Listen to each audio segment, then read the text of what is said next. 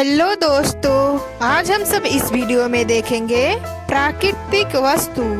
मानव निर्मित वस्तु, सूरज, मेज,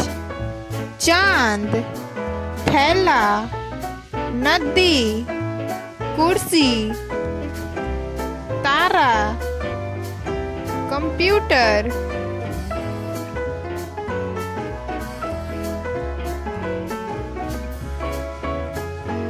पेड़, घर, पहाड़, सड़क, आसमान, गाड़ी,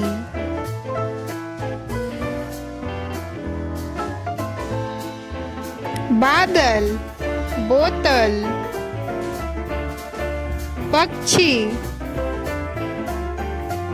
मशीन, जानवर, मोबाइल फोन,